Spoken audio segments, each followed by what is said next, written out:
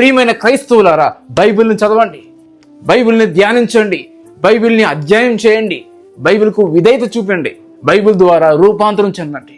దేవుడు మిమ్మల్ని తన పిలుపుతో పరలోకానికి చేసుకున్న వరకు ఈ బైబిల్ని ప్రతిరోజు ధ్యానించండి, ప్రతిరోజు చదవండి.